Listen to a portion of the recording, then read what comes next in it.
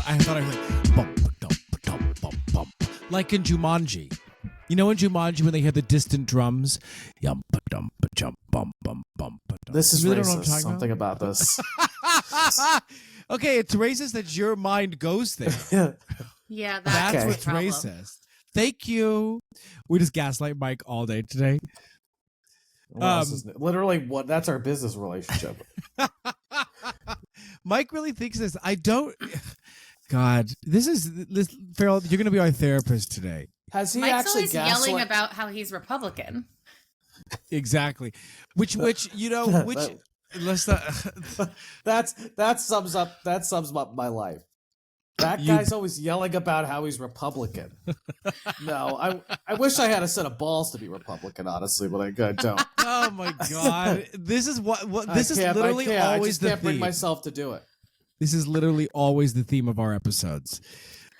Folks, let's welcome white people. You get them in the room. That's what happens. Welcome everybody to Creative Risk, where we talk about Republicans, art, entrepreneurialism, and everything in between. By the time this episode will be released, it's not going to be our first episode, but Farrell, you are the first episode that we are recording within the new year. Yeah? Yeah, do you like that nuance? Yes. Woo! Woo! Whoa! Mike, Wah! Mike, I have no high register range. I have no so literally if I ever want to like scream high, it's like literally it's like Wah!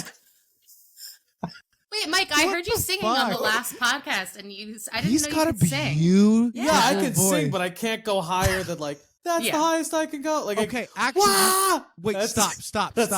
You just did it. No. You have a head voice, and then you screamed and you went too wide with the. Let's do a voice lesson for Mike. Mike, what we're going to begin with today? Don't talk to me about too wide. Messy bottom. Oh, I wasn't sure that was a butt joke or not. It was. It I just had to make it clear. A butt joke. Also, speaking of Joshua's gay. Speaking, this is literally the podcast. This is literally Creative Risk. It's we talk about Republicans and how gay I am. That's literally the entire. Farrell, listen. She's a listener. Also, Farrell just sent me a video. She was in Maestro. Am I allowed to say that, Farrell?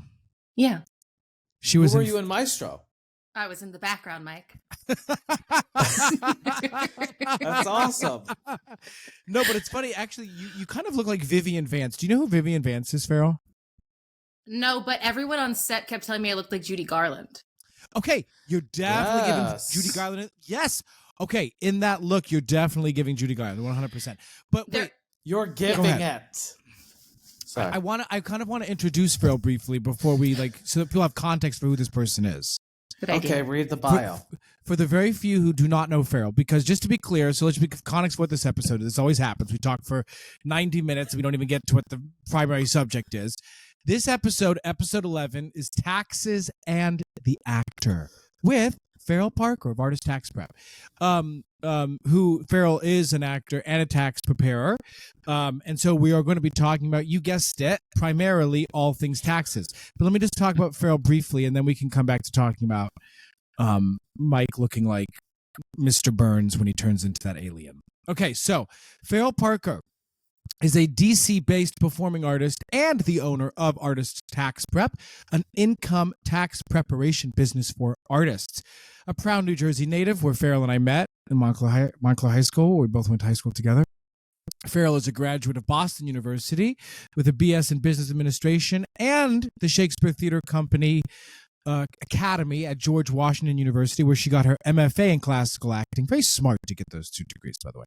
Over the course of her performing career, she has originated roles in 9 world premiere productions, including co-writing the full-length musical You Are Whatever I Can Get, which I believe was nominated for, was it a Hayes or a Helen or whatever the fuck DC calls it now? Helen Hayes, because that's one integrated category. In the Helen Isaac Hayes. The Isaac Hayes. In addition to devising and producing several sketch, stand-up, and cabaret shows, she has been seen at the Kennedy Center, Arena Stage, Woolly Mammoth Theater Co., and with the Second City. Favorite stage roles include Lena Lamont in Singing in the Rain at Only Theater Center, Queenie and Andrew Lipper's The Wild Party at Constellation, which we came down and saw, and the one-woman show We're Gonna Die by young Gene Lee at Flying V Theater, which Josh Sobel directed. Farrell serves as treasurer on the board of the Capitol Fringe Festival and is a 2024 DC Commission on the Arts and Humanities Fellowship grantee. There's my stroke. I always have my stroke moment. That was it. Right I wish I saw you in Constellation. That's the one with the they talk about the stars, right? Or no, that's wait. Is that the one? No, wait. Hold on. Shit. What do you mean? What's It's a two-hander, right? No. No, that's the theater company. Are you talking about the no? But I know no. But you're right. You're talking about. So you went down and saw Constellation.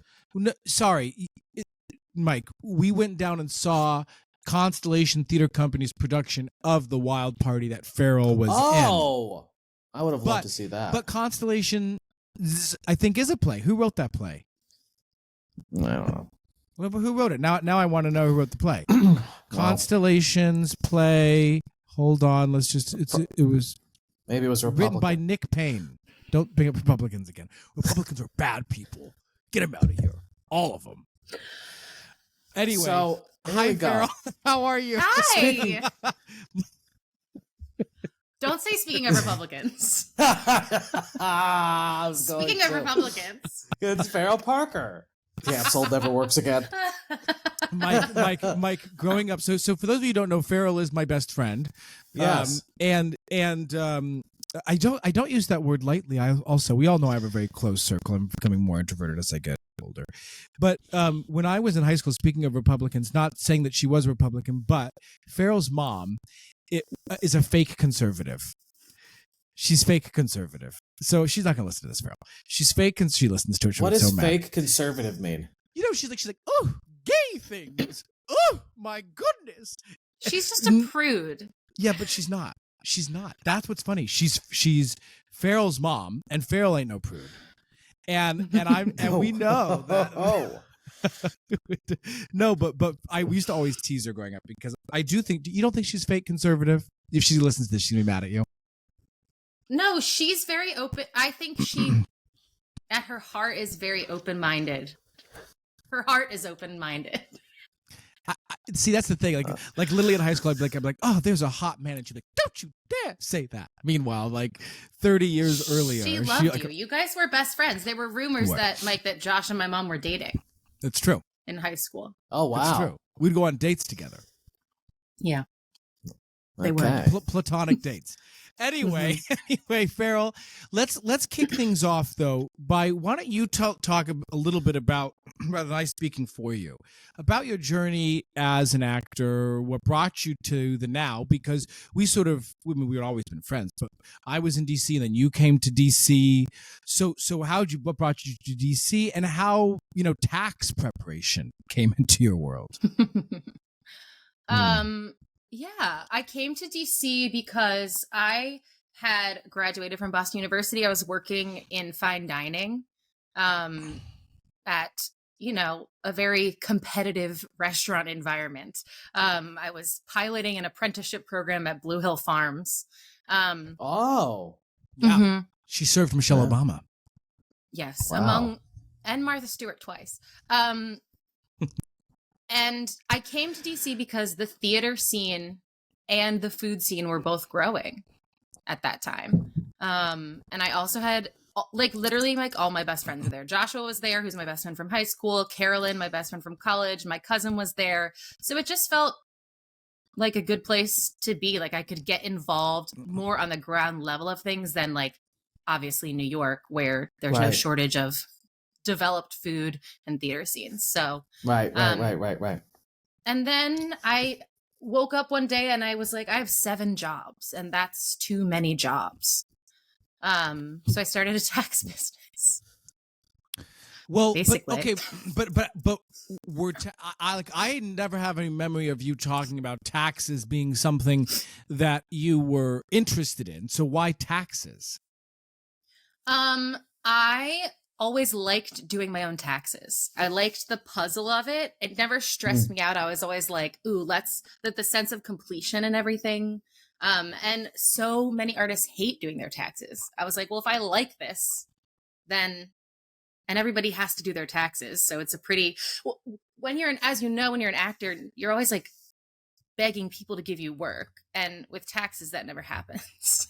That's a good point. Okay, well, that's a good segue to one of my first core questions about this, because before we get into the nuts and bolts of taxes and why it's so overwhelming and scary for artists and some preparation tips and the like, you know that I love this business, specifically as a secondary income stream for an artist, because if you listen to our money episode, we'll go into secondary income in more depth on another episode, but we talk about it needing to meet 5 key criteria for an artist's and specifically an actor's lifestyle. Something that's mobile, something that has flexibility of schedule, something that has an adaptable earning income capacity, i.e. I can work more, I can work less. It's something that's scalable and something that you're passionate about. And I've been so impressed with this as a secondary income stream just for an artist, right? Any artist, and I always use it as an example. But Farrell, for you, how does this secondary income stream best serve you and your art? Forget the others and forget the taxes. It's not a coincidence that my best year as a tax preparer business was my best year as my actor business monetarily. I don't think. Number one, it's on my own schedule, which is the most important thing. I was running around, between all these 7 annoying jobs, tour guiding and bartending and making, $300 a week, doing 8 shows a week as a non-equity performer at the time. Right. So the main thing it has allowed me is flexibility. It's also really strengthened my personal brand.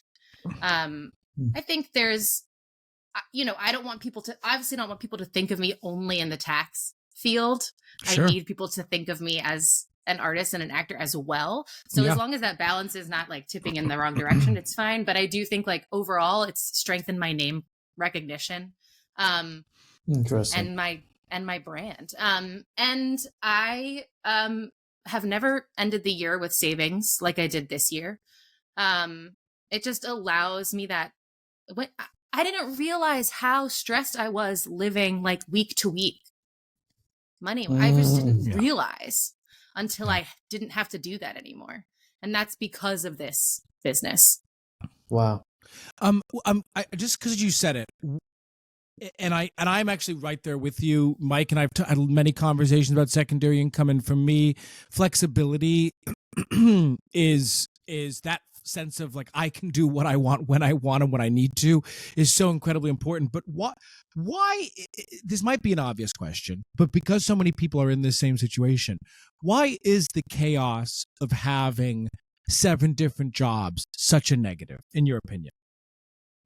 Because you're beholden to other people. When you're, I mean, I've always thought of myself, I think you know this, Joshua, as an entrepreneur. I just am naturally that way. It's sort of like how I was raised. I don't like working for other people. And part of that is because it's draining to have to do what other people tell you to do. It's sort of incongruous with being an artist, honestly. Obviously, I'm not talking about collaboration. I'm not talking about taking direction. But for me, it's like too incongruous to have to like be like subservient to anyone else's objectives. Like on the That's daily. Fascinating. Yeah. Well, I appreciate you saying that, because it's like, there's a lot of stresses to running. Last year was the first year where really it was in June. This has been the first full year where I have not had to do gig work. Last June I stopped doing gig work. And this year I haven't done any gig work. So I haven't done any gig work. And obviously running a secondary income, in my experience, it might be different for you, is incredibly stressful and time consuming, and there's more responsibility. But for some reason, even when money's tight and the business is struggling, there's less. It's a different kind of stress than working. Than the dread of I have to go do a shift. I have to go, okay, at 3:00 I got to go babysit or whatever. It's like and I've done almost every survival gig you could have, or it's a different. Yes, there may not be as much responsibility associated with those gigs, but there's less it just doesn't drain you as much.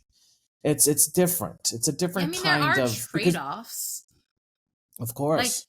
I think people always say when you run your own business, you're always working, and that's true. But you guys, that's what you're doing as an actor anyway. Right. Well, right. but while we're on that though, one of the conversations that we have with a lot of artists, even internally, Mike and I talk about, yes, that's what you're always doing as an actor, but then sometimes does it get too heavy into the secondary income side and seemingly take away from the art? Do you have that experience yourself?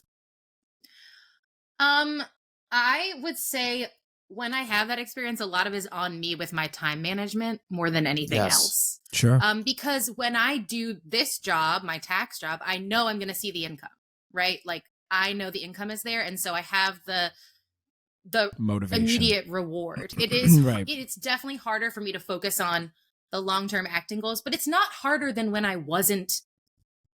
it's not like harder than before I started my business. I agree. I am doing, tax season is starting at the end of this month. I'll also start rehearsals at the end of this month. And that will go until mid-March. And then I'll have a month where I really will have to just do taxes. Sure. So there is a time where it is really hard to fit other stuff in, but it's really a month. It's not my favorite to be doing double duty, but it's doable. And I'm bringing on 2 new preparers this year. Oh, fuck yes. That's awesome. Yeah. So hopefully I can figure out how to not ever be in the situation where I have to turn down work as an actor because of that, because I have other people that I can rely on. So that's the new stuff for this year. Just noting too that for the other artists out there and actors who are in the process of growing their own secondary income streams, even what you just said about the 2 other preparers, it's another unique challenge we have to continue to shape the business model to meet the needs of what is assumedly our number one, which is our creative work. What are you gonna say, Mike? No, I just think it's it's incredibly, I know it's difficult because I was talking to a client about this earlier today. It's just like it's hard. It's really great that you see immediate financial compensation too. That is useful, and because you get to see that, it's not like you have to wait a year to start earning money from something, but was that always the case, Farrell? Or in the beginning of starting Artist Tax Prep, did you see a profit? No, you have to. Definitely, there is an investment period, like any business. Right. I would say, it's grown, but I wasn't relying on this for my income my starting year. And as I'm bringing these new preparers on, I'm actually offering them a startup loan so that they don't have to really they don't have to dig themselves in, because I have the extra profit from my business that I can offer that to them so that they can start paying me back once they are seeing more of a profit. Because I think there's a super low barrier to entry to being a tax preparer. But there are some costs, obviously, just like with any business. But what you just said, and Mike, I'm sure we know this. One of the things that's hard for artists is they want cash now, right? Because most actors, when they think secondary income, are in the world of, short form cash always. That's why gig work is such a thing. I mean, you've done plenty of gig work yourself, Farrell. So it's we know that mindset. So then when you tell artists to start developing a business and they start grow it, and it's been 20 Right. months and they're not seeing a profit, that's can start to go, well, should I keep doing this? But you said it. Every business requires an investment period of which you're not going to see an immediate return. Right. And now you're already at the point where you're scaling your business. Mm-hmm. That's awesome. Okay, let's get into taxerinos then. So let's start. You just started to say it. Why are actors so afraid of taxes? Because nobody knows anything about tax law. I mean, I think it's the number one. It's insane to me that we don't learn this in high school. Like the government doesn't take care of this for us. We have to file our own taxes. Everyone should be learning how to do it. To me, that doesn't make sense. I mean, I think it makes sense for industry purposes, but whatever. Anyway, so I think nobody knows what's going on. People are terrified to do the wrong thing, terrified the IRS is going to come after them. I think it's just a lack of knowledge. I think that's a fair point. And money in general. I'm going to say something so stupid right now. It's also just taxes are weird. Like, it's just like, I was watching something on Ancient Egypt the other day, and they were like, "Oh, like the people collected taxes, and like the pharaohs would," and I was like, "Wow, that's so weird. That's like how fucking weird is like these people at the top like take money from everybody," and you're like, "Oh wait, that's what taxes is." It's just like a weird, it's like when you really think about what taxes is, it's like, oh yeah, like we're being taxed. It's just weird. I don't know. Well, that's literally the lamest, stupidest, dumbest thing anybody's ever said. Like, how often do you think about the Roman Empire? I do think about it a lot. Something at least 3 times a week. Yeah.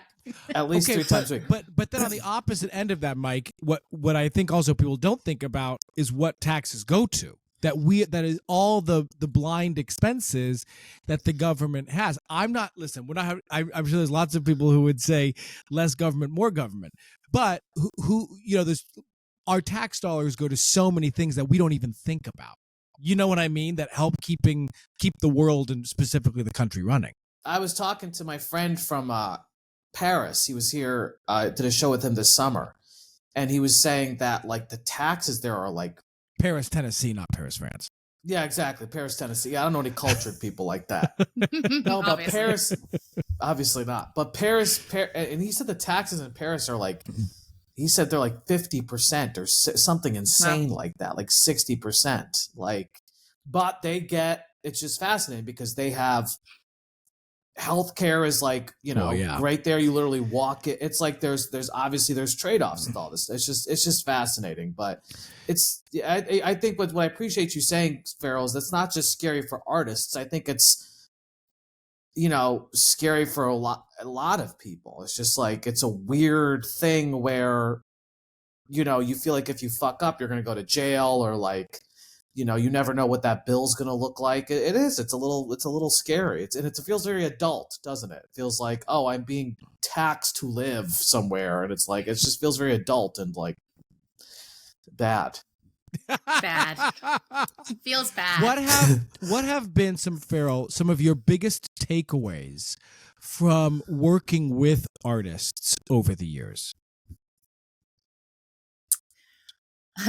One takeaway is that this is because of like the part of your like taxes. I think it is a different part of your brain, right, than the creative stuff. So some people are just never gonna get it, don't have an interest in getting it, just want to outsource the whole thing, will ask the same questions every year, get the same answer every year.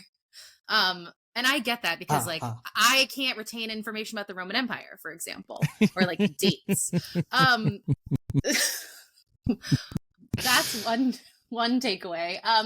Another, I mean, for me, it's just that the knowledge is empowerment, right? So the more information you have about this, the more you can plan for it. It does feel adult. Like it kind of sucks to plan with money. I get it. I don't want to I want to spend my money. I don't want to have to budget. But if you know more what's going on, you'll save money on your taxes. A lot of people who don't track their business expenses, don't know what their business expenses could be, are paying more tax than they need to. It is our right to pay as little tax as possible, actually. Well, you know what's interesting? What I ahead. learned working with you, Farrell, when you say it's a different part of your brain too, it's not just the numbers and shit, right? It's like, it's because you prepared my taxes, and I'm gonna, if you'll have me, or maybe I'll work with one of the other people, but like, you know, when we went through it together, you showed me, and it's like you have to get in like, not like a killer zone, but kind of, because you have to be like, how do I get at it's a game. It's like you're like, how do I get out of this, and how do I, because that's what it is. It's like you're trying to figure out how to basically, because it's all rigged against you to pay the most that you need to pay, and then so you have to go in there and be like, I mean, that's what people get, you know, people at the top get paid millions of dollars to do, like tax attorneys, is basically to be like, how do I beat the government, frankly, at the game they're trying to play, which is trying to take the most money out of my pocket. And it's like, and that's why it's also different too, is because especially if you're like not that we ever do anything, everything was legal, but if you're somebody who's like, kind of like, polite, or I want to be a rule follower, I don't want to feel like I'm taking advantage. It's like, no, you have to turn that part of your brain off and be like, or just disorganized. Or just disorganized. Because I hear that point, like, I'm a rule follower, but also if you're not someone who's organized, you know, you will get a little effed, because it's not necessarily about it being illegal. It's about maximizing the potential of limiting your overall tax liability. And it's weird because like there's like a lot of good boys and girls out there who might feel like, but is that Well, I think I've said to you, Mike, like or I said to both of you that it's because it's based on law. It's not just the numbers, it's interpretation of the law. And as I learn more, right, I'm more comfortable interpreting the law, and that's based, you know, a lot of that's based on precedent, but it also is a lot of it just is based on my good faith interpretation of the law in a way that's going to benefit my client, that I don't think the IRS is going to see as a reckless position, you know, which is something that I could like get fined for essentially. But the law is there to be interpreted. That's the true about every law in our country. But let's go into that just a smidge more, because I think I think people don't understand, like you're saying, every law in the country is interpretive. That's why people go to court and they make their case for one side or the other. Obviously, when people think of tax law, well, not so obviously, I would assume many people think it is hard and fast, black and white. This is a numbers game. This is how much I owe. Exactly. This is, yeah. So, and the slightest here, you know, smudge left here or there, it means the house of cards is falling. So what does it mean, in your opinion, that tax law specifically is interpretive, and why should that put more people at ease? The laws, a lot of the laws are written in a way that is not uber specific. So first of all, we should just say at some point that none of this is legal advice. So that I don't get sued by anyone. But we ain't lawyers. We ain't lawyers. We ain't lawyers. But like much to my parents' disappointment. Yeah. My parents really thought I was like a scientist. Exactly. Yeah. My mother thought I was going to be nothing. Anyway. And so like, okay, so let's just take, for example, the broadest sort of rule about business expenses and businesses, right? Okay, what makes you have a business? The IRS says you have a business if you're trying to make a profit. That is all that you need to do to have a business. Okay, so that's number one. That's a pretty broad thing. And number two, to be a deductible business expense, the IRS says the expense needs to be ordinary and necessary. Okay, so obviously those are pretty broad concepts. There are a lot of specifics under that, like a infinity, but as a starting point of like understanding, that's sort of what it is: ordinary and necessary. And those are legal terms. Crazy. I'll never forget 2 years ago. This was this must have been the 2021 tax year, I believe it was. Mm-hmm. You know, so I was connected to an accountant, to somebody to do my taxes, and I think I earned in 2021 like $5,000 acting or something, a nominal amount. And somebody, and so I called her and I called this account. I said, hey, like I made most of my money doing gig work, but I'm an actor. Can I deduct? But I had way more business expenses than $5,000. Can I deduct any of that? Does that lower my tax liability? And she said, no, it doesn't. Like it's a hobby. The IRS will consider it a hobby. Then I talked to you and Joshua, and you guys were like, absolutely, she's wrong. It was literally probably, I remember, I think it was Joshua said it, in the tone of your voice, the way you said it to her, the way you described what you were doing as like, oh, it's not really, I didn't really earn that much money. That probably made it like it's, and that blew my mind that it's like, yes, it is interpretive. It's what you can, if you were to get audited, it's what you could argue.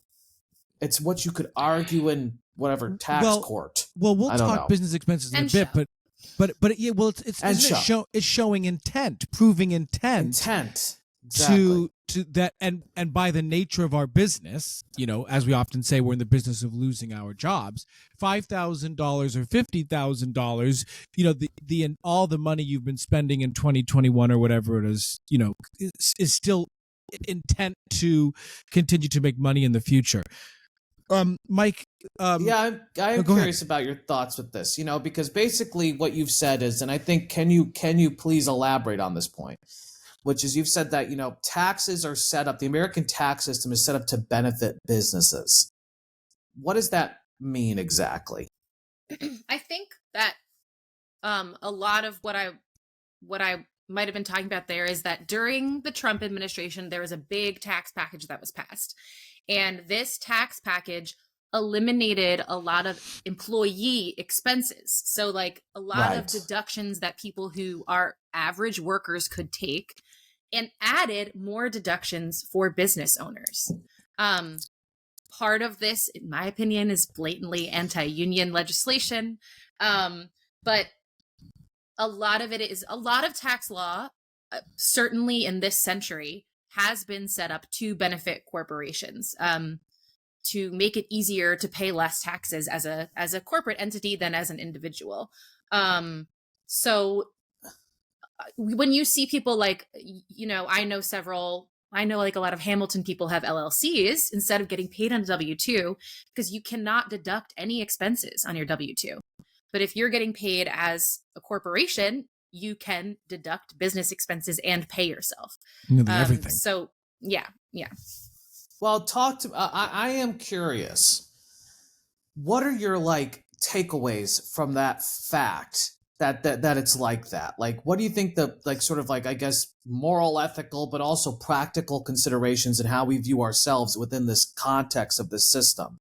Like, what are your takeaways from the fact that it's like this tax system is set up to benefit more so corporations and less so to benefit actual workers? Like, what does that mean to you? It's just more incentive to operate your artist business as a business.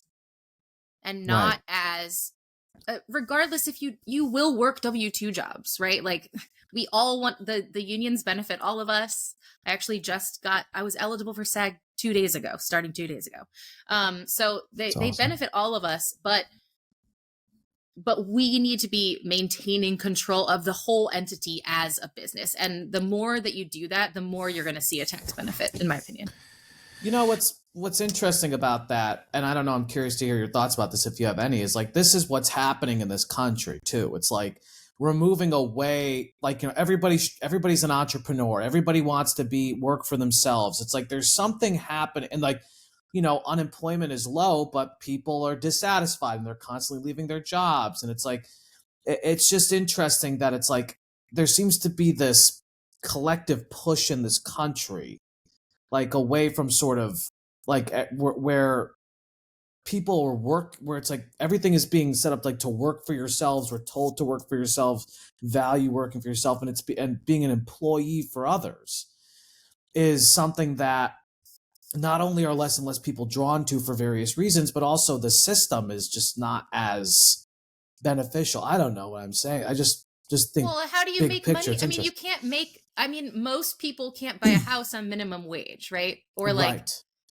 pension. Most people aren't getting a pension anymore. So yes, you're right. Like that's part of the reason we're seeing a push towards the gig economy, as the IRS calls it. But like, and we have corporations wanting less and less responsibility for people. That's why you see all this stuff with Uber. I mean, this isn't really tax related, but it's all tech, but tech is really pushing that. Tech is pushing that sort of revolution of not taking care of the workers, and it's scary because it's like, it's scary to think that like if you just want to go work for a company and just have like a pension or a salary, it's like those things are like slowly dissipating, especially COVID, people working from home. There's just more. It's just a very weird moment we're in, in general, economically. I don't know. I think it's strange. Why is working with a company like TurboTax or the like for tax preparation a bad idea for an actor?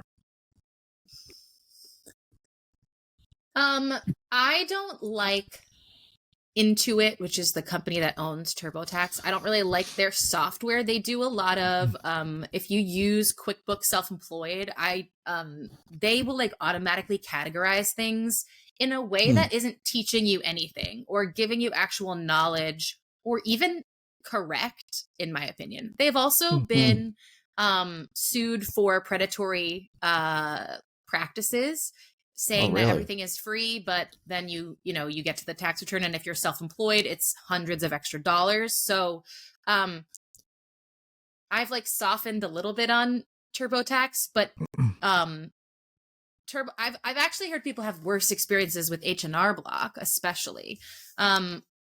Even going into a person who's making maybe like, $25 an hour to do your tax return. Most people are not artists. The vast population is not artists. So anytime you're going into someone who's not specialized in this, it's fine, but they're not going to understand your perspective. The software doesn't understand your perspective.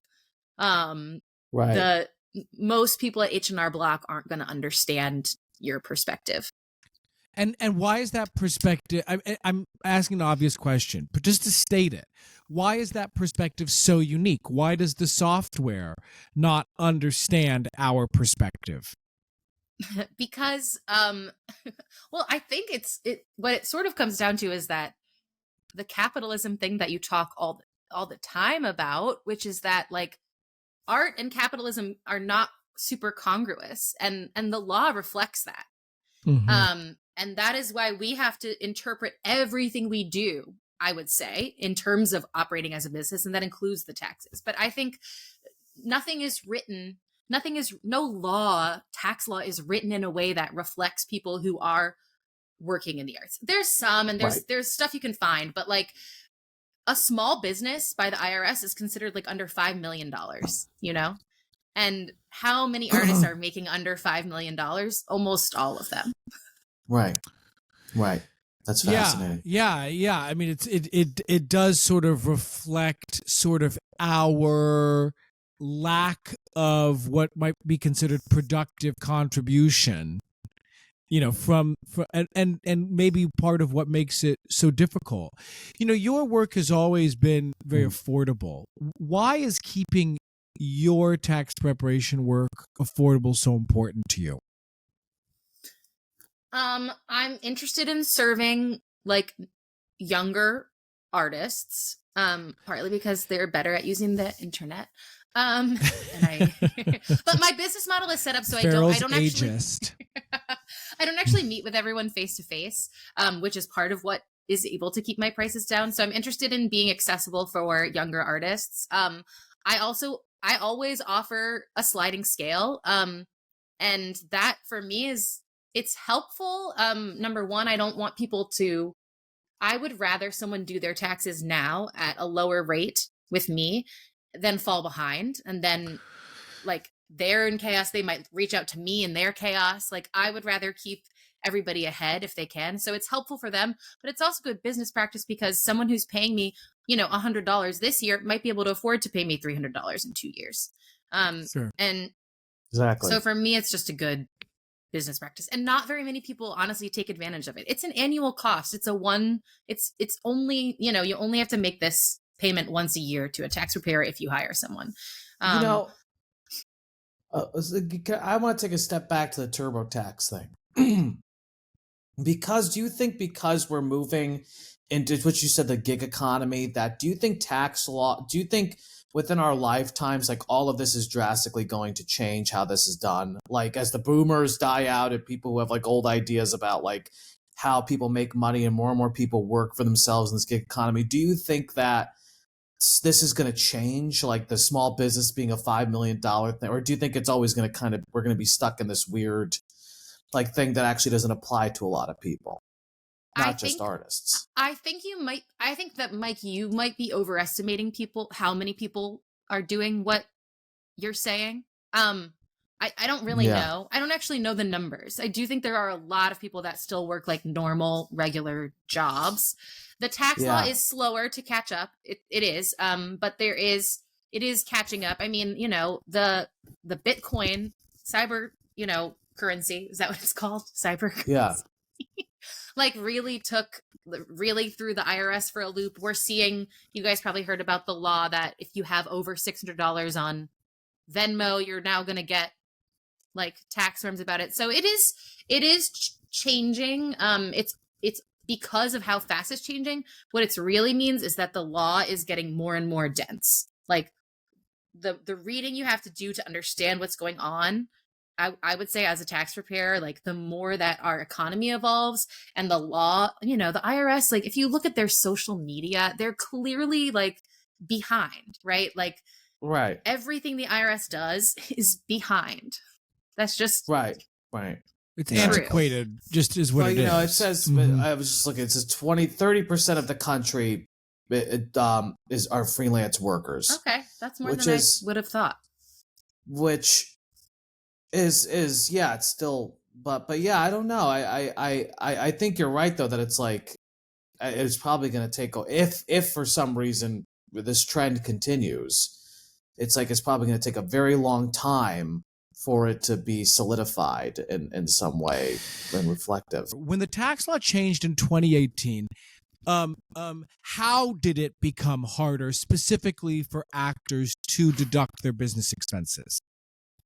So everyone who files their taxes is eligible for what's called the standard deduction, which is the amount of money the IRS says basically that you need to live. That's tax-free. And it's somewhere, I don't know the exact number, which I should, but it's around $12,500 for a single person. Prior to 2018, that number was half of that. And you could take, as you probably know, if you filled out a W-4 at any time before then, exemptions. You would take, I'm a one exemption for myself. If I have a child or a spouse, that's another exemption. There's exemptions have been eliminated.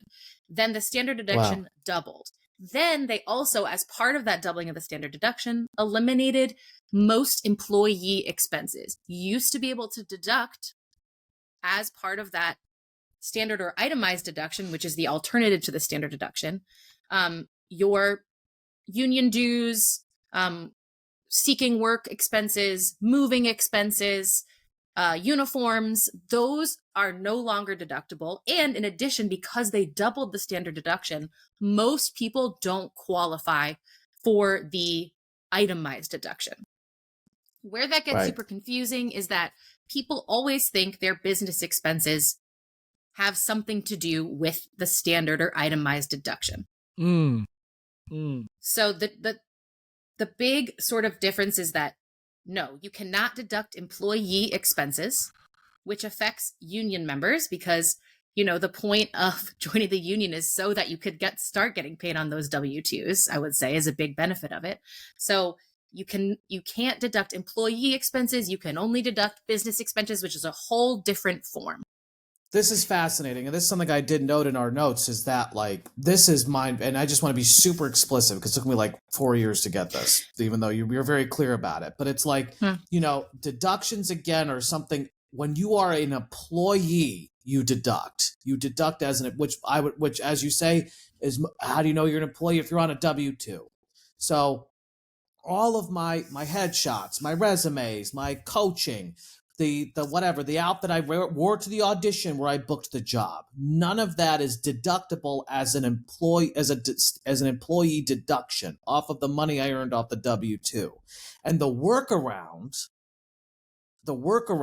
is to consider that as a business expense and to write it off of the income your business made, which is separate from the money you made on a W-2 working as an actor. Is that accurate? Am I Yeah. So what's I think the most confusing thing to explain to people is that we as actors specifically, we're not thinking, oh, this is W-2, this is 1099, but the IRS is thinking that. So most of my clients are saying, but I don't understand because I'm an actor, so everything I do is my actor business. But the IRS says there is a difference between the income you're earning on a W-2 and the income you're earning on a 1099 or from whatever good royalties, whatever spot, like right? Any of that. You can only deduct those expenses that don't directly relate to your W-2 income. Mm-hmm. So I can't deduct commuting to my Kennedy Center job, parking at my Kennedy Center job because I'm getting paid on a W-2. However, if I get new headshots and they might benefit my W-2, but they're more related to my actor business, then that's deductible. So let's say I earned $50,000 off of W-2 acting work, and I have let's just say just $15,000 of whatever general acting expenses. I can't use that $15,000. I wouldn't write it off against the $50,000 W-2 income. What I would write it off against is the $0 if I made no money on 1099s. I would report a loss there. As a loss to the $0 I made in my acting business, or the whatever $3,000 I made on 1099 work, or whatever. As long as you have an intent to make a profit there, you can deduct expenses that are related. Yes. And going back to the point about tax law being interpretive, what we tell people we work with, for example, is that's in some ways what their 5-year plan represents, is an example of their own intent, proof of intent to make money in the future. It's so silly because that's what we're trying to. I mean, what's silly about it, but it makes sense, and this is why the IRS, it's like, doesn't. If anybody were to actually think about it, it's like, but the work we're trying to book is most of the time W-2 work. So it's like that's why people form LLCs. That's why these a lot of Broadway people or touring people will form an LLC so that they can legally and effectively deduct all of those expenses. One thing I have to say is that you do not need an LLC to deduct business expenses. That's so important. Right. People always think they need an LLC to have a business. Right. You don't need to do that. And frankly, please don't unless you're making over $100,000. As someone who's been down that pathway before and had to dissolve my LLC, it'll be probably a long time before I go back to that model. But let's talk about that. When should someone truly consider forming an LLC for their creative business? If you are like I don't know, I guess I would say like a regular like actor, I know what you mean, who is making some gig income that's under $100,000, you don't need an LLC. I would say it doesn't really benefit you tax wise. When it would benefit you is if you're starting a production company, right? You might want to start an LLC because there's more of a risk of losing money. You're involving a lot of other people and equipment. You're protected in that way. But if you are just an individual sole proprietor, you're not really going to see a benefit until you reach that about $100,000 threshold, at which point you can start paying yourself what's called like what is it called? You can an owner's draw, but you can start paying yourself a salary, and the extra profit is taxed as a corporation rather than as self-employment, which, So what? so this is important because let's talk about some of the. First of all, when I had my LLC, it was because I was on Broadway. I was making a fair amount of money, but just to be clear, that came to an end. Mm-hmm. And then there's a question of how you continue to manage the corporation with a lot less coming in, per your point about the benefits or lack thereof. But here's one of the other things that changed, and most people don't know. I remember when we were recording like commercials, or we were on Jimmy Fallon or whatever the hell it was, they wouldn't pay the LLC. I had to become an S corp. So now, and that was, I believe, part of the tax package law that changed in 2018 as well. But which is this whole topic, to be honest with you, LLC versus S corp is still very confusing to me. But Farrell, you've had both of them, and I've had both of them, and to be honest with you, I got fucked in the long run. And not in the good way. So, Phil, can you speak a bit to the difference between LLC and S corp? We just zoom out. He's just in a cardboard box. What's actually behind him is like it's a backdrop that falls. He's just like in a park on a bench. Someone's peeing on me. Thank God, because I was like, this is getting too taxi. This is a boring podcast. No, we always bring golden showers into it. Oh my God. Oh yeah. No. Okay. An LLC. Okay, for an LLC, if you just form an LLC, it's a state designation. The IRS basically doesn't give a shit at all if you start an LLC. They don't care. Interesting. If it's a sole proprietor LLC, it means nothing to the IRS. It's a state designation that essentially starts requiring you to file annual filing with your state. It's different in every single state. What happens when you then elect to file as a corporation is then you are a corporation and not an individual. You are a pass-through entity, which means that you're not taxed on all of your profits, which you are as an LLC or a sole proprietorship. You're only taxed on what you pay yourself, and then you have what's called like the corporate taxes. When you are self-employed, a big reason people see a big tax hit is because you are covering Social Security and Medicare taxes that an employer is otherwise required to cover. And that's over 15% on top of your income tax. So I guess because we jumped straight to LLC, when should someone consider creating an S corp over an LLC? If I may, because I have run into a lot of problems with getting paid through as an LLC. Don't form an LLC unless you're ready to form an S corp, is my opinion. There you go. There you go. Don't do it for no reason. Because you can turn an LLC into an S corp. That's not a complicated process, so I like that as a point of the somewhat needing to be considered interchangeably, even though they're obviously very different. And in a very baseline sense, I would argue what I hear you saying is unless you're taking in $100,000 annually, as part of your creative work. For example, sorry, I just want to use someone, I don't think he would mind me using him as an example. E-Clay, E-Clay Farrell, and Mike certainly knows E-Clay. E-Clay, because we were going through this mess together when the change, because we were doing Ain't Too Proud at the time, and we were using the same accountants, blah, blah, blah. E-Clay produces, and he handles a lot of investments, which obviously there's their own break-off LLCs often, but he's pulling in income from a lot of different directions when it comes to his overall creative business, including his acting work. And I guess I would say that makes sense to me. And maybe if you're in a Hamilton situation, but here's where it still is kind of a little Looney Tune-ish. Those Hamilton jobs come to an end too. So I guess you'd really have to have a really vibrant, healthy, income flowing creative business. Well, unless you set up it's a temporary. You just get paid through it. Like what I mean by that is if I book a show and I get paid whatever, I make $125,000 for 1 year, and I set up Green Eggs and Ham LLC and I get paid through Green Eggs and Ham LLC, it doesn't mean next year all my acting work gets paid through Green Ham and Eggs LLC, right? It's like it's I could just be paid for that specific job where I'm earning more than $100,000.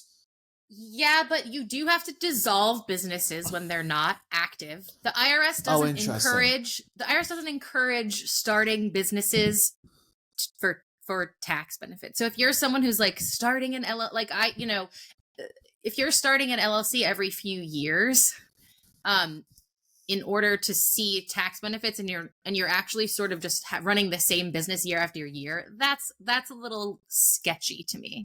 I wouldn't recommend that. And I don't know if I would recommend it for just 1 year. Where this comes up a lot is with like people that get royalties or book advances. But it might be more of a headache than it's worth, because you're also going to be paying accounting fees. Like, you're going to be paying fees to set this up, fees for someone to manage it, fees for, because you're not going to do it. Like, you're going to outsource all of that. So, if you think it's only going to be 1 good year, even then I might say, wait. I think I would agree with Joshua. Wait until, it feels like you really have something going sustainably. Yeah. Like if like a couple years of income at that level where you go, okay, like I seem to be really going. Yeah. Yeah. Makes sense. Do people need to save their receipts? Yes. For how long? 3 years. Okay, great. Yeah. Save your receipts. Your bank statements will not do it in the event of an audit. Can you talk about what an audit is, and have you yet to go through that process with someone?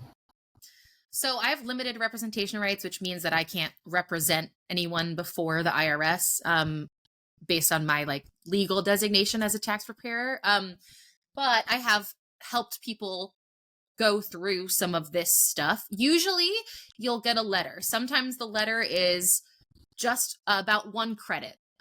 They're checking to make sure you are actually eligible for the earned income credit, and they might just ask for your 1099s. Sometimes they do want all your Schedule C, which is where that business income and expenses gets reported. They might say, hey, we need to see all of the receipts in all of these categories. Usually it's a letter, and usually you'll have to send a big package essentially back to them. So it's a nightmare. Helps to keep good records. I will say, a lot of places now you can get a text or email receipt. Most places are doing, you go to TJ Maxx, they'll email your receipts. So as long as you're doing that whenever possible, make a receipts folder in your email. When you go through your email, just put those in the receipts folder. I'm not great about receipts. I will say that. I don't like that. That's annoying to me. But I do track every single one of my expenses, so that if when I look at my expense tracking, I can go into my records and look and see if I have that receipt to match up in the event. Well, what's crazy is, it is a nightmare process. I was a personal assistant for a pretty big music director, and he was audited, and it was bad. I remember it was we got through it, but it's the amount of shit we had to get together was his dining room table was it was piles of folders, papers. It was, and he kept pretty decent records, and it was still we had to find all this shit. It was crazy. It was probably crazy. New York, not the IRS. You're much more likely to get audited by your state. New York, in particular, loves to audit people. Interesting. Well, I do just want to say, this kind of goes back to business expenses, or in terms of just a practice, because Farrell, you've heard me say I never understand why people wait till the end of the year to tally and keep track of their business expenses. This is crazy to me. Yeah, because what we ask people to do is to track their actuals in real time, what's coming in and out specifically every single week. And while we're doing that, we encourage people to track their business expenses, because it's wild to expect after 12 months for us to go remember what that $6.34 coffee was. And if we're doing it in real time, then we can also keep track of our receipts as necessary too. Just to say this, because to your point about no one learns shit, this is a baseline thing that if you're going to be considering these business expenses, might as well build it part of your ongoing flow in general. You have to make it a habit. It has to be a habit. It has to become something that you don't stress or think about. I have a spreadsheet in my phone. I put the numbers in right away. Me too. And I like it because I'm like, ooh, that's like, that's reducing my tax liability by $1. And every dollar counts when at the end of the year, I have a $2,000 refund instead of a $2,000 tax owed because I'm not sure if that was a business expense or not. Like, 100. And not to be obnoxious, but just, it has to become a habit. Period. If you're looking to limit your overall liability, what are some other practices that you believe would help actors better prepare for whatever the tax season is that's coming up for them? Good question. I mean, tracking is the main thing. I have a tracking tool on my website that a lot of people use. It's easy to use, I think.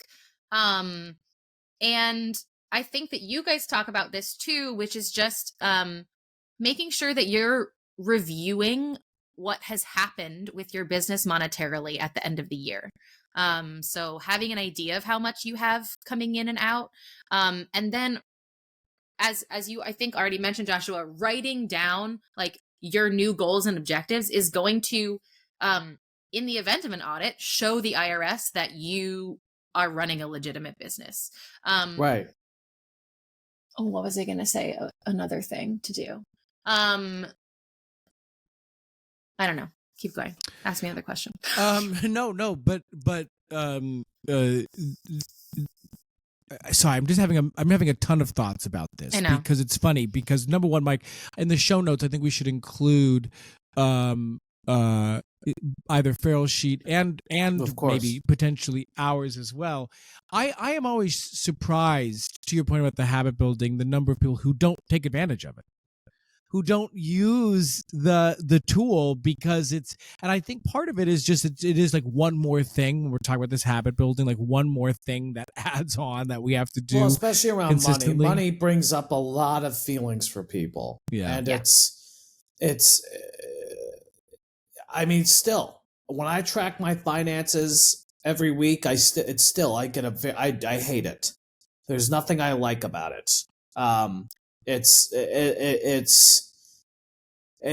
But you still do it because that's how you make sure that you don't end up in a situation. You mean because it's just easier to avoid? Well, it's easier to avoid because who wants to? There have been. Even when I do make consistent money and a good amount of money, it's still, I don't like to see what I'm doing with that money because a lot of times I don't make the best decisions. Okay. Yeah. So you do need therapy. That's I have that in my financial tracking. That's there. I go to it. Speaking of therapy, Farrell, do you basically find yourself acting sometimes as a therapist to folks when it comes to this shit? That is occasionally, yes, some of my job. I read, I think it was in the Failing New York Times, an amazing article at one point about an accountant who, he was doing an artist's taxes and they got so upset about their tax liability. And he said, but this means that you are being successful as an artist. The fact that the government even wants any of your money means that you have enough that it matters. There's a lot of things about tax. Anything you do annually has triggers, right? Maybe you went through a breakup or a divorce. Like maybe you're transitioning and you have to legally change your name with the Social Security Administration. Like there's all kinds of stuff. Mm-hmm. Like maybe you didn't do as well as you lost your job. Like there's a lot of stuff that can come up. And a lot of people even have family trauma around taxes. So yes, there are, some people need to talk about it. Yeah. Well, for me that it's been such a journey because it just wasn't something that I was taught growing up. Per your point about certainly not in high school. We get on college. They're like, you can deduct your headshots. You know what I mean? Like they teach us nothing. Yeah. And it wasn't something in my household because it just wasn't a really financially literate home where I learned, and I really had to learn by stepping into the lion's den, right, making big mistakes. Exactly. And you know what's interesting is, whenever you read financial books about, financial success, financial mastery, and the secrets of wealth, when you read books like this, I've read a couple. I know. I've read a couple. But it's amazing that a big part of what these books say, taxes are a major part of these books. Understanding, lowering your tax liability. Like if we're talking about like when people are like, I want to make more money, I want to earn more income, that's great. But a big part about how people build wealth and maintain wealth is by understanding, or outsourcing to somebody who does understand what the fuck this all is. Well, look at our Lord and Savior Trump. This is what he's up against in the state of New York. Right. He is understanding enough to play the system at its own game, so to speak, in order to avoid paying taxes. It just sucks, obviously, for the hundreds of thousands, if not millions, of other people who don't have the same knowledge or resources to play the same game. Absolutely, but if you don't even know that, like that's what that's sort of like baseline. What I want people to understand is like if you don't know anything about tax law, it's so opaque intentionally. I think if we don't know anything about it, there's no way we can get involved in lobbying for tax law that's going to benefit us. Like this is so opaque that we're just like, yeah, I guess I'll just pay my taxes. And like tax law is like any law. Like we have a say, or we should, right, in what laws are passed by our government. So I have found that I have a responsibility, like as boring as tax law is, to understand what's going on, to educate my clients to a certain extent so that we can know when we're being screwed. 100%. No, and I'm not trying to blow smoke. I really think that that's super fucking important. Do you think that we're ever going to get to like when people say like you can write it on a napkin? Like what like, that's like that's a big stump. That's a big stump speech people make for decades is I want to get tax law on a napkin. Like, is that it? That's never happening. It's going to always be opaque, unclear. Like, how could they simplify? It's so convoluted at this point. That's exactly right. The pages and pages of not even law, like the IRS interpretation of the law, like the booklets are hundreds of pages long. Like it's so convoluted. The core of it is very simple, but like every administration is adding laws. They're not like removing law. They're just adding more legislation. It's fucking crazy. It is kind of fucking crazy. It is kind of crazy. Yeah, I know. Farrell, what is one myth you hope to dispel to quell actors' fears around taxes? The IRS can't put you in jail unless you're doing something intentional. Unless you're intentionally defrauding the government, they are not coming for you, and they're not coming to put you in jail. The most important thing is that you file on time. To me. There you go. So if you're afraid, you don't know, you're not sure, file your taxes. Yeah. I would say, is to stay on top of that. Another thing is that a lot of there's this, what's called as the 3 out of 5 hobby rule, which is like but it's not a law. So there's this guideline that the IRS has used that is like, okay, if you don't see a profit on your business 3 out of 5 years, we might consider it a hobby. But that's not a law. It's just a guideline that they use. You have to be updating your practices in order to show that you are trying to make a profit, but you don't have to make a profit like for several years. So I think that's a big myth, is that people think they have to show a profit in 3 out of 5 years. That's massive. And that's massive. You don't actually have to do that if you aren't actually turning a profit, but you do have a responsibility. It's even you are required to deduct all your expenses that are legal expenses. Because the IRS just wants you to report what's accurately happening is the most important thing. But yeah, that 3 out of 5 thing is confusing, but it's not a law. I think those are both really good final points. That the IRS cannot put you in prison unless you are intentionally defrauding or the like. And we've spent a lot of time talking about business expenses, but I think, and it kind of goes back to your point, Mike, about in your tone of voice how you ask the question. It's the intent to continue to grow a creative business, which comes in waves. There are so many factors that are at play, where some years you make $5,000 and some years you make $130,000. Exactly, and some, but like you have to remember, there are plenty of. It took Tesla fucking 10 years to turn a profit. Mm-hmm. It's like, so, it shouldn't be any, and nobody considered that a hobby of Elon Musk's. Right. So it's like, why should it be different? It's the intention, as you're saying. I would consider Farrell. X a hobby of Elon Musk. Yes, that is a hobby. That's a hobby. A multi-billion-dollar hobby, but yes, a hobby.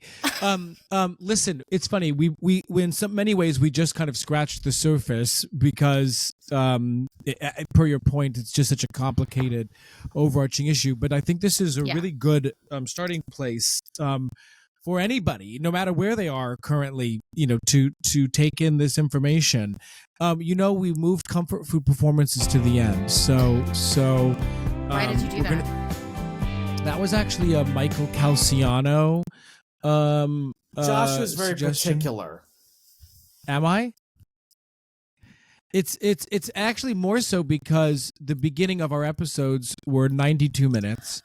And so we we talked about trying to get into the meat and potatoes of the issues. So we're going to do comfort food performances now, and we do them all wrong. Mine are never comfort food performances. Mike talks about like cats, full movies. So we just sort of do, exactly. But I'll kick it off with one I just saw. Okay, I just saw Saltburn. And actually, I was going to go on. I wasn't sure I was going to do Barbie or Saltburn, but I'm going to do Saltburn because I really liked it. Barry Keoghan's Hog is his comfort food performance. Well, you don't even take me there. Yeah, of course, that whole naked dance. I heard it was very impressive. I heard it was good. I loved it. But he's actually not my comfort food performance. My comfort food performance, LOL, quote unquote, in that is Rosamund Pike, who plays the mom. Oh, she's great. In the family in Saltburn. It is such a good performance. So grounded, so funny, so specific, so owned. It's just so good. I really like the movie. I actually cannot wait to watch it again. I'm just gonna wait till like Michael's out when I'm really excited to see it again. He's gonna wait for Michael to be out because you know why. No, because gotta Michael do a little pausing and rewinding. So you've seen it, Mike? No. Oh, but there is. I just heard about the Hog. I was talking to my friend about it last night. I love Emerald Fennel. Yeah, I actually liked it more than Promising Young Woman. She directed it and Promising Young Woman. But Michael didn't love it, which is why I'm going to watch it again by myself. Plus the pausing and rewinding. Mm-hmm. No, Rosamund Pike is mine. She was really fabulous. Mike, you want to go next and then we'll let Farrell, the lady of the house, finish us out. Sure. I think that what I'm on this, money. Think about money because we're talking about taxes, right? So money. That's where my mind's at. So I am trying to think of money-related performances, which doesn't make any sense. So I am. You see. So a money thing that, fuck. The first thing that comes to mind, I'm so basic, is just Al Pacino and Scarface, okay? Because he's got a lot of money. First you get the money, then you get the power. Then you get the woman. Okay. That's so Al Pacino in that. What I love about that performance and why we need more performances like that is because it's just a cartoon. I mean, it's just a cartoon character brought to life, and it's so indulgent. It doesn't make any sense. It's like it's not like good, but it's phenomenal, and it's because it's so it's big, bold, larger than life. That whole movie is. Have you guys seen that movie? Like, have you ever actually watched the movie? Long time. It is ago. really excellent. It is a good movie. I mean, it's a good movie. But his performance in that, I think, is really special, and that's what I'm going to go with here. Okay, Rosamund Pike, Al Pacino, and I have been watching a lot of The West Wing, which I tend to do when the government is extra depressing. And it is hard to pick one because obviously there are several good performances on that show, including Stockard Channing as the First Lady. Oh, yeah. Is she dead now, or is she still alive? I think she's alive. Yeah, she's 80. She's like 80. She's alive. What? I saw her in Pal Joey too. But anyway, I saw her in Pal Joey too. Maybe we were together. We might have seen it together. Likely. Yeah. But I'm gonna go with Richard Schiff. Who Who's plays Richard Toby Ziegler. Schiff? He plays Toby Ziegler. Richard Schiff. How do you spell Schiff? Schif, maybe two F's. This guy, he's fucking great. Where is this guy? He's so good. I don't know. He's great in everything. Where is he? He's so good. I don't know. He's probably just like living his life. I've never seen The West Wing. I honestly can say I don't really. I can't. I don't think I've seen it either. Oh my god, you guys should watch it. Well, no, you've convinced me. It's Sorkin original. It is like, you have to like. I feel like it's kind of like American art history. And Richard Schiff is just so cranky. He's so cranky, which I love in a man. And who's the other guy? Bradley Cooper's in it. Rob Lowe's in it. Charlie Sheen. Isn't Charlie Sheen in it? Charlie Sheen is the president. Oh, there you go. See? Okay. Martin Sheen. I do know that too. Not Charlie Sheen. Not Charlie Sheen. Yeah, not Tiger Blood crackhead. Wrong Sheen. Tiger It's Martin Blood Sheen. crack. Martin Martin Sheen, not Sheen. Charlie Sheen. Yes. But who's the guy who plays the vice president? Is that who is the vice president? Are you talking about like the chief of staff, Leo McGarry? Yes. Yeah, no, Tim Matheson. No, he plays the vice president. I like this guy too. I gotta watch this show. It's such good people. It's good. I think it's, oh my gosh, what's her name? I've never seen that guy. And what's her name? She's tall.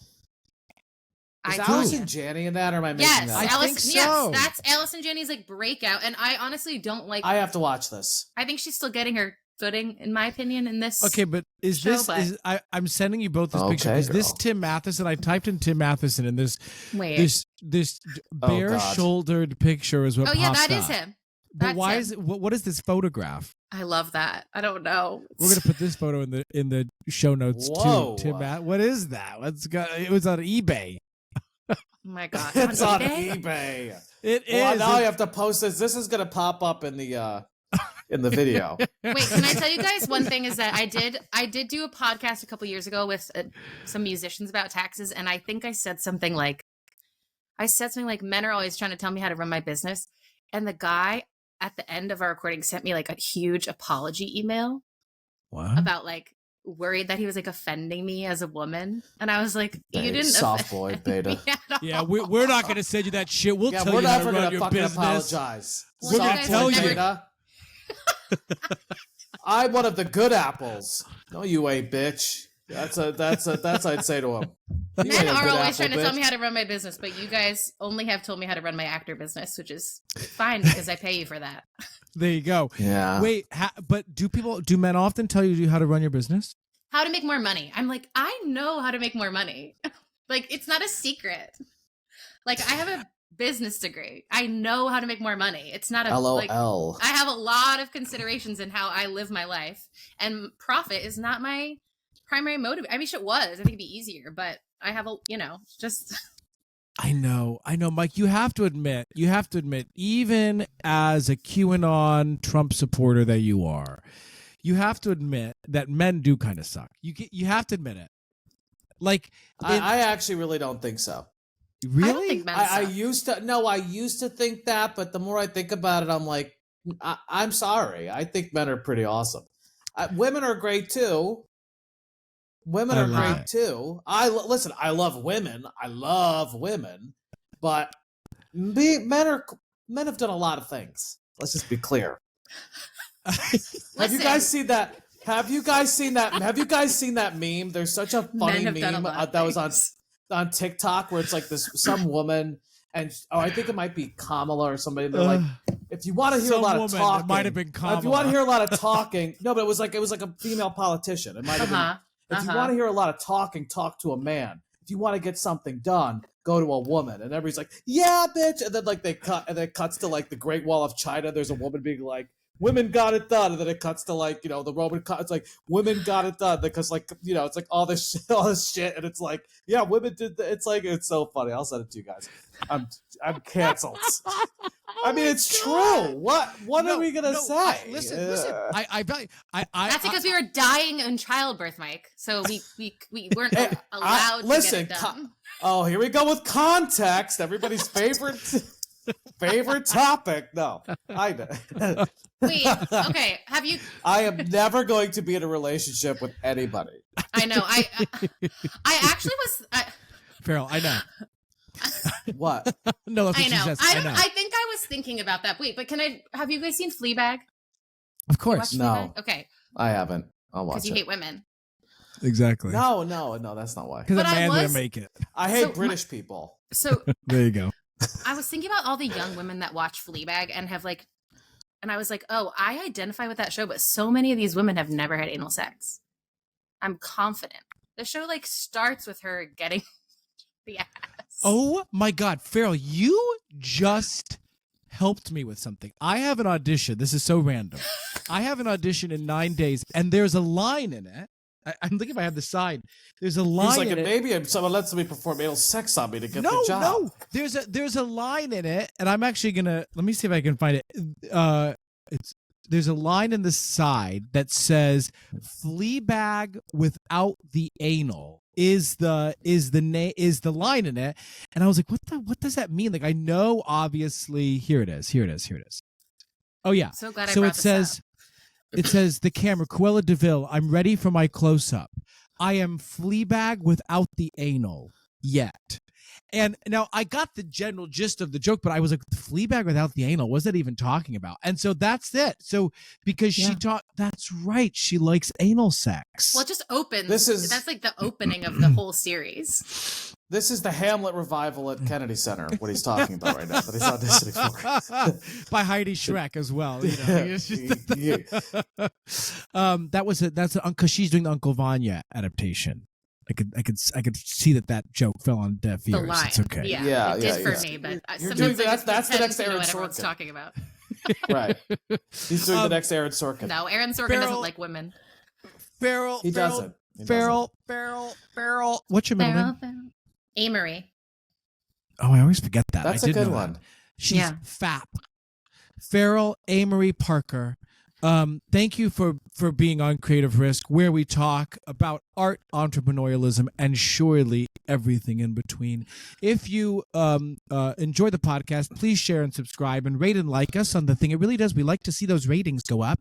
And also, we'll leave some information about Farrell and Artist Tax Prep in the show notes, but do check her out at Use Farrell. www.artisttaxprep.com. It's just a singular artist. Trust me, Farrell and I had this conversation when we were going. I was going about artist's strategy. Where does the apostrophe go? Is it multiple? Then she was having the same question about artist tax prep. So I she never had only the helps question. one artist. And you never have that question. But it's artisttaxprep.com. Any final thoughts from you bitches? No, just as RuPaul says, please pay your taxes. I saw you posted that today. That's good. That's It good. is good basic advice in a lot of ways. And Trust my me. final men, be proud. You did Stop Rome. shying away. You did civilization. Stop hiding in the shadows. Never That's so apologize. good to me. It's Never good. apologize. Never Remember apologize. what you did. Build All right. shit. Okay. I should. Build I, shit. Yes. I should. All I right. shouldn't be laughing at this as much as I am. Anyway, okay. Thanks, friends.